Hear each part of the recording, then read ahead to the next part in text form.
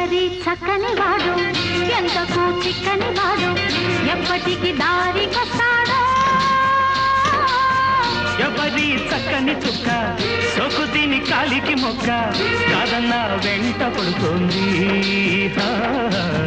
కాదన్నా వెంట పడుతోంది ఎవరి చక్కని వాడు ఎంతకు చిక్కని వాడు ఎప్పటికి దారికొస్తాడో